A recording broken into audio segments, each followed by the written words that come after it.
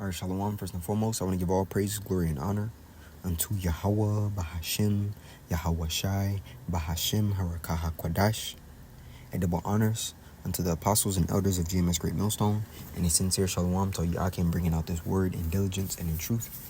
The words or the name Salakia, Yahweh is who the world ignorantly calls God, and the name Yahweh Shai is who the world ignorantly calls the Messiah, man, right?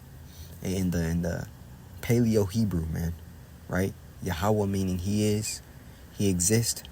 Yahweh Shai meaning he is the deliverer, man, right?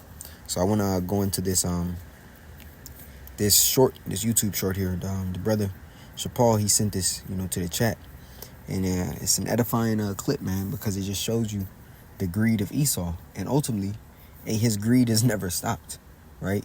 It went from colonization to now him wanting to take over space, him wanting to take over the ocean, or it's like the ocean then space, right?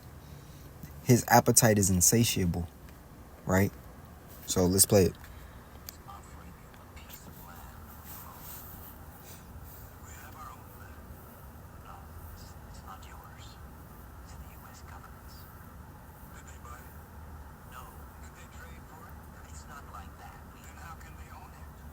Right, and that's the thing. And then it's funny because this is the sentiment of Esau when it comes to everything in the world, man. He wants to own everything and for the people to own nothing and be happy, man. He wants control over all resources and ultimately over all life. That's why when they issue this new technocracy, a system in which, everything will be on the grid, and where the MOTB, the CHI to the P, will be implemented and made mandatory. And it even goes into how he wants the souls of men and how he's had the merchandise or one of the properties to be the souls of men in Revelation 18 chapter, man. Right? And Gad is telling him, Gad or Reuben, whichever he may be, and he told him, do you own the land? See, because we understand that the scriptures say the earth was made for our sakes. Speaking of Israel, right? And that's why it also says, why don't we have an inheritance with the world? And we understand this due to our disobedience. But ultimately, he wants the blessing that Jacob has, right? He wants he wants, the kingdom, but he wants it artificially, So I'm gonna allow this to keep going.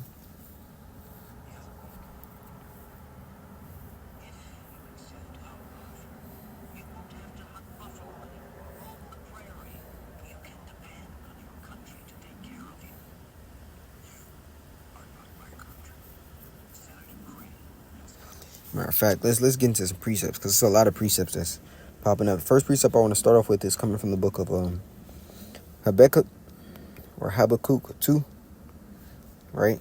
And I'm gonna start here at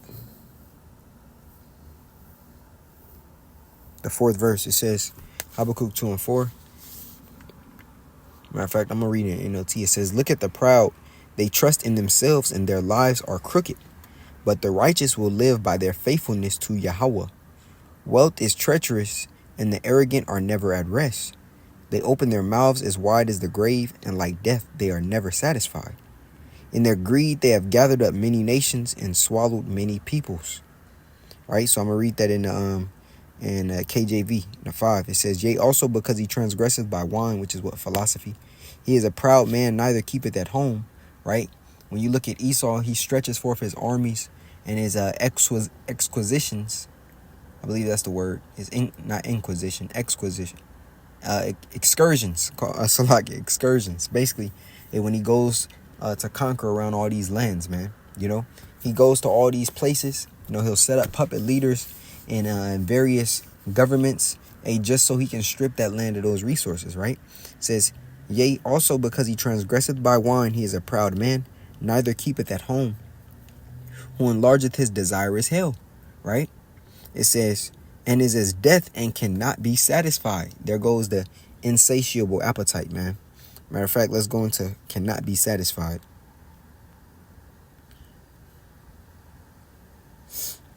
Right, the word satisfied is sabah. It says to be satisfied, to be fulfilled. It says to be satisfied with, to have one's feel of, have desire satisfied, to have in excess, right? To be enriched. And ultimately, Yahweh Shema Shai did bless Esau, because he has this earth, man. The earth is given into his hands, right? But as our elder here, Elder Shaquat says, Esau treats the earth as a rental car that's not in his name, man. He got crumbs all in the seat. The dashboard got fingerprints all on it. From grease and shit. The back seat got cereal crumbs, and the floor is all slimy and just filthy. Floor pads got mud in it. You can go on and on, man. Right? But this is how he treats the earth. Right? So it says he's not satisfied because Esau is a niggard, man. Meaning what? He's selfish. It says, his desire is as hell and is as death and cannot be satisfied, but gathereth unto him all nations and heapeth unto him all people. Shall not all these take up a parable against him, and the taunting proverb against him, and say, woe that increaseth that which is not his? How long in him and to him that ladeth himself with thick clay? And when we read that in NLT, it says, but soon their captives will taunt them. They will mock them, saying, what sorrow awaits you, thieves? Woo.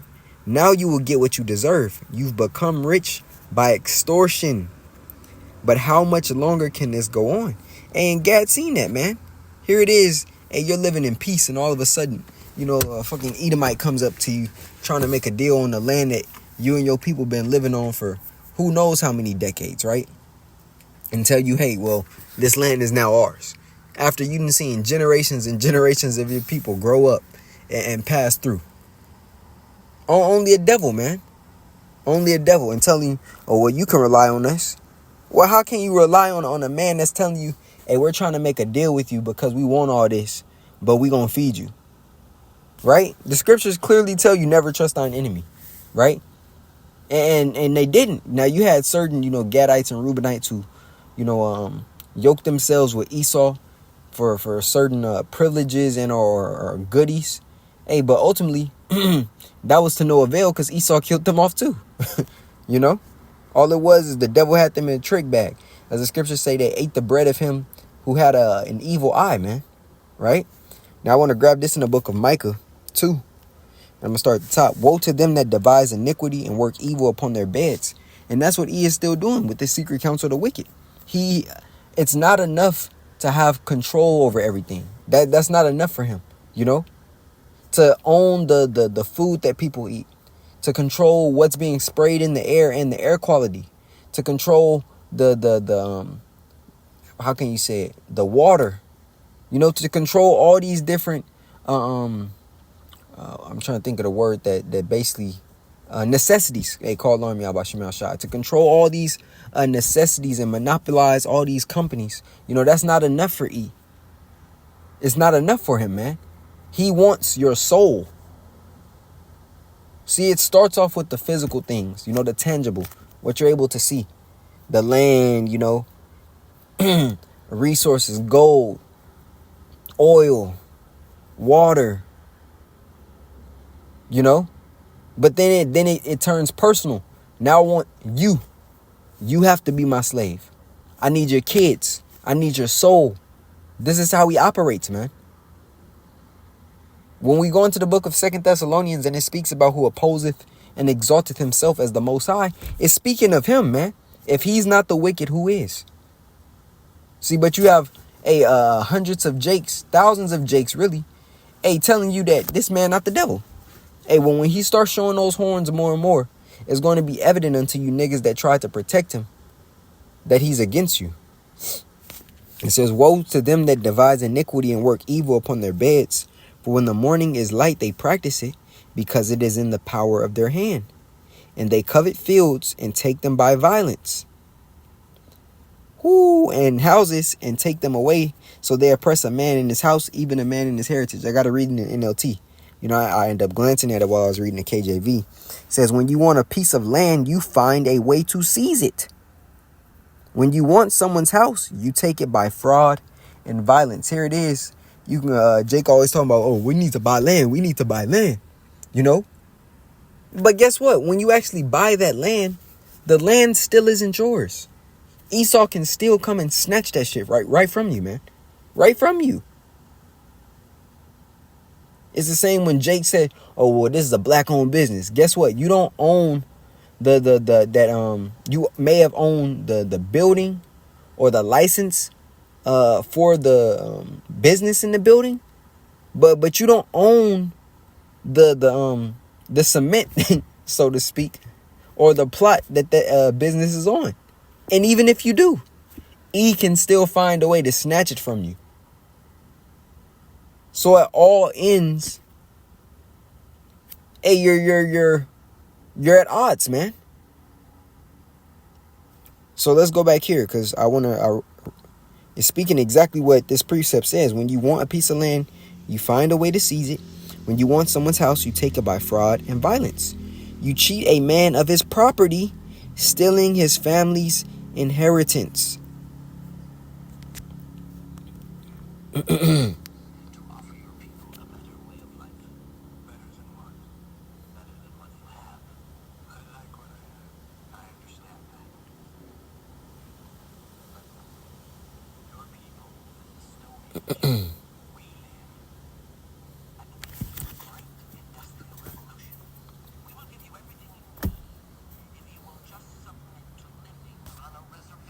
There it is. He said, we will give you everything you need if you submit. And that's what E is going to say in the times to come. When this MOTB be made mandatory, E is going to tell you, hey, trust us. You want your life back? We'll give you everything you had and more. Just take this. You want to be reunited with your kids, right? You want your job back, right? You want your house back, right? You want to be able to roam freely in this new America, right? Just submit. This devil is not coming with any new tactics, man. This has all been said before. It's just repackaged with a new skin on it. That's it, right? So when we go into the book of Sirach 13, Ecclesiasticus, Sirach 13, and we read the 4th verse down, it says, if thou be for his profit, he will use thee. And ultimately, he just wants bodies. He wants bodies to monitor. See, with this whole Palantir, all it's doing is setting up a greater infrastructure that's going to monitor every move you make, man. Right? And in doing so, that's when the MOTB is going to be pushed. Because now, it's not just he's not just monitoring you through a lens of a camera anymore. Now he's able to get personal. Now it's about biometrics. Oh, now he knows what you're thinking. Now he's seeing how you're actually feeling, right? Because a facial camera can only show so much, right? And what I mean by that is this. Yeah, you can show forth expressions, but he can't read your mind, right? He doesn't know your thoughts yet, and he wants to. That's how devious this man is. He wants to know your thoughts, your intents. Are you thinking about rebellion? Oh, well, why is your heart rate going up? Oh, he's angry right now. Well, let's shut him down before he can do anything. That's the type of power and control that he's looking for, man. And that he desires. And the Lord is going to allow him to accomplish it on a scale, man. Right? He's not going to fully allow him to set forth that enterprise. But he is going to allow E, to show forth that power, man. Right? Continuing, it says, if thou be for his profit, he will use thee. But if thou have nothing, he will forsake thee. If thou have anything, he will live with thee. Yea, he will make thee bear and will not be sorry for it. If he have need of thee, he will deceive thee and smile upon thee and put thee in hope. He will speak thee fair and say, what wantest thou? Well, what do I have to give you? In order for you to submit, what do you want?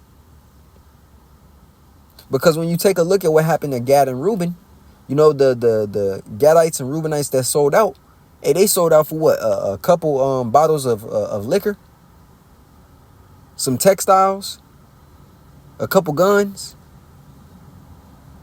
And look at Gad and Reuben now. Completely through. Right? But this is because what? They ultimately trusted the devil, man.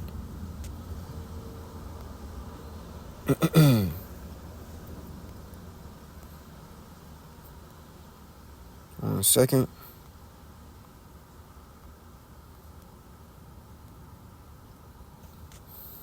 All right, let's get it. Dang, I can't rewind it. It's all good.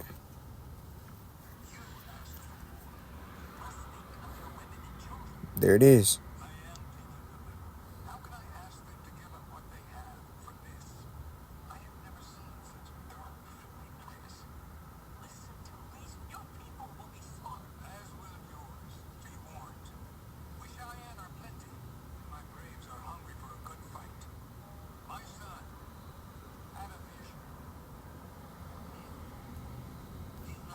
Yeah, but that's the point right there. But let's grab this precept here. There's Psalm 49, and I'll start here at 11. Right? It says, their inward thought is that their houses shall continue forever. See, due to the pride of thine heart, as the scripture says, right? The pride of thine heart have deceived thee. Right? Ultimately, Yahweh Shema Shai has allowed Esau, to get gain in this place. He's allowed him to be used as a weapon to destroy, you so-called Negroes, Latinos, and Native Americans. So he's very lofty in spirit, very proud in spirit. And he doesn't feel as if he can be thrown down. That's why the scripture is telling us their inward thought is that their houses shall continue forever, and their dwelling places to all generations. They call their lands after their own names. Right? So here it is. That's why you got places called, or streets, Rothschild Boulevard. That's why you got Edomite names in just the weirdest places, man. Oh, this company is named after a so-called elite. Oh, this company or this street name is named after an elite family. Right? This is what happens when you've conquered and when you've gotten gain by blood. Right? This is how it goes, man. You look at the most, for example, even wines. Look up the most expensive wines, man. Look whose last names are on them. You're going to see Rothschild wines. You're going to see Rockefeller wines. Right? The names of these elite top banking families, man. Who monopolize the oil industry. Who monopolize the pharmaceutical industry. The food and drug industry. We can go on and on and on. But ultimately, Yahweh Shema Shai allowed him to do this because he has a great fall that's coming, man. Right? That's what the scripture tells us. Better is the end of the thing thereof, or than the it's like it. Yeah, better is the end of a thing thereof than the beginning. Matter of fact, I'm gonna grab it. Better is there's Ecclesiastes 7:8. Better is the end of a thing than the beginning thereof, and the patient in the spirit. It's like, and the patient in spirit is better than the proud in spirit, right? And also, when we go into the book of 2nd Ezra 6:9, it tells us, for Esau is the end of the world, and Jacob is the beginning of it that followeth, man. Right? So the end of this age, or eon, is going to end in violence. But before I grab that, because I spoke about Revelation 18th chapter speaks about the merchandise. This is the merchandise of Babylon, Revelation 18, and